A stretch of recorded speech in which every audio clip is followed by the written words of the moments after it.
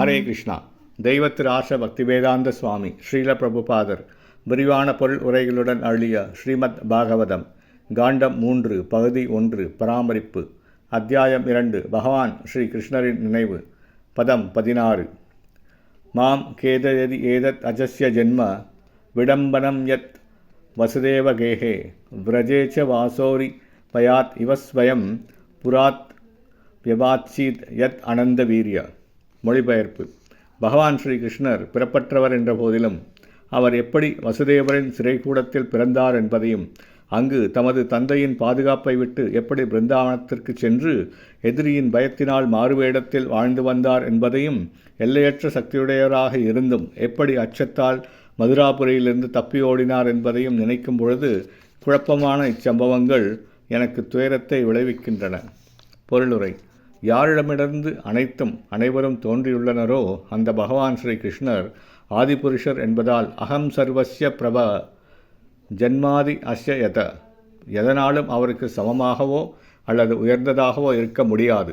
பகவான் பரிபூர்ணத்துவம் உள்ளவர் என்பதால் ஒரு மகனாகவே ஒரு போட்டியாளராகவோ அல்லது ஒரு எதிரியாகவோ உன்னதமான லீலைகளை அவர் புரியும் பொழுது அவற்றை பரிபூரணமான முறையில் அவர் நிகழ்த்துவதால் உத்தவரை போன்ற தூய பக்தர்களும் கூட குழப்பத்திற்கு உள்ளாகின்றனர். உதாரணமாக, பகவான் ஸ்ரீ கிருஷ்ணர் நித்தியமாக வாழ்பவர் என்பதையும் அவர் மரணமடைவதோ மறைவதோ இல்லை என்பதையும் உத்தவர் நன்கு அறிந்திருந்த போதிலும் பகவான் ஸ்ரீ கிருஷ்ணரை நினைத்து அவர் துக்கப்பட்டார்.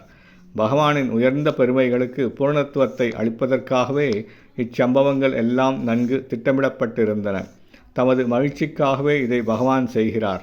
தன் குழந்தையுடன் விளையாடும் ஒரு தந்தை அக்குழந்தையால் தோற்கடிக்கப்பட்டதைப் போல தரையில் விழுந்து கிடக்கிறார் என்றால் அது அக்குழந்தைக்கு இன்பத்தை அளிப்பதற்காகவே ஆகும். பகவான் சர்வசக்தியுடையவர் என்பதால் பிறப்பு, இறப்பற்ற தன்மை, வெற்றி, தோல்வி, அச்சமின்மை போன்ற எதிரிடையான செயல்களை பொருந்தச் செய்ய அவரால் முடியும். பகவானால் இதை எப்படி செய்ய முடிகிறது என்பதை தூய பக்தர் நன்கறிவர். ஆனால் சாஸ்திரங்களில் உள்ள பல கருத்துகள் முரண்பாடுள்ளவையாக காணப்படும். பகவானின் உன்னதமான பெருமைகளை அறியாமல் அவரை வெறும் கற்பனை என்று எண்ணும் நாஸ்திகர்களுக்காக அவர் வருந்துகிறார். உண்மையில் இதில் முரண்பாடு ஏதும் இல்லை. பகவானை குறைபாடுகளிலுள்ள நம்மில் ஒருவராக கருதாமல் அவரை உள்ளபடி அறியும் பொழுது அனைத்தும் சாத்தியமாகின்றன. ஹரே கிருஷ்ணா.